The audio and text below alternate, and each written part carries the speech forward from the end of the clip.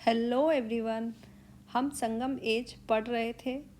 तो वहाँ हम 3 किंगडम्स चेरास, चोलास और पांड्यास की बात कर रहे थे। तो लास्ट क्लास में हमने चेरा किंगडम को पढ़ा था। तो वहाँ हमने चेरास की कैपिटल सिटी, पोर्ट सिटी और रूलर्स के बारे में देखा था। देन आज हम बात करेंगे चोला किंगडम की। चोलास की पॉलिटिकल हिस्ट्री के बारे में देखेंगे यहाँ।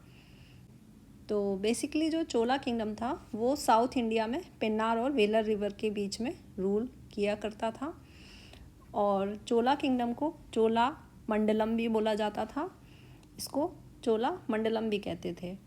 और ये था चोला किंगडम जो था पांड्या किंगडम के नॉर्थ ईस्ट में रूल किया करते थे।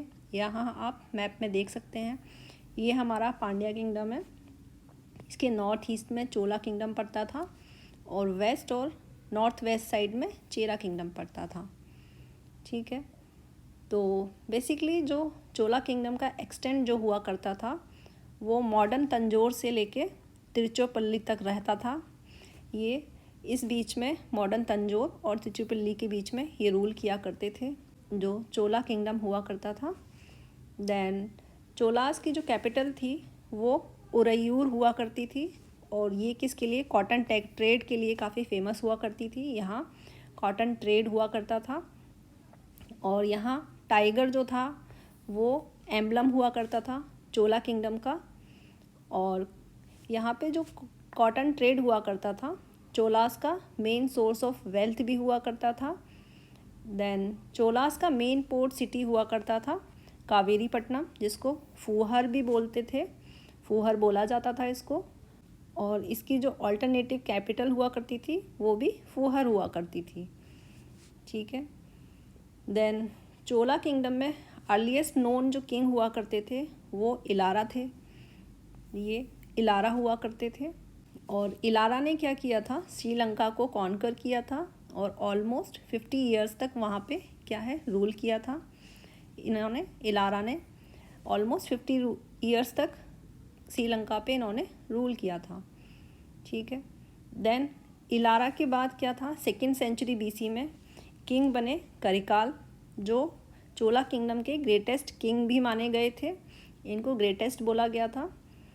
तो करिकाल जो थे उन्होंने अपनी जो कैपिटल थी, न्यू कैपिटल जो थी वो फूहर को बनाया था, यानी कि कावेरीपट्टनम जो था उसको बनाया था।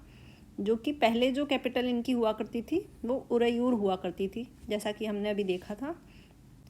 देन उसके बाद जो करिकाल थे, ऐसा बोला जाता है कि जो फूहर जो थी, ये कावेरीपट्टनम जो सिटी था वो करिकाल ने फाउंड किया था। और यहाँ पे उन्होंने क्या किया था? कावेरी रिवर पे 160 किलोमीटर का एम्बैंकमेंट कंस्ट्रक्ट करवाया था। और इसको बनाने के लिए ये क्या था? स्लेव्स जो थे श्रीलंका से लाए गए थे।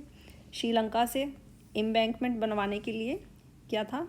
कावेरी रिवर पे स्लेव्स लाए गए थे। देन चोलास के पास इफ़िशेंट नेवी हुआ करती थी जो इनको ट्रेड करने में काफ़ी हेल्प किया करती थी।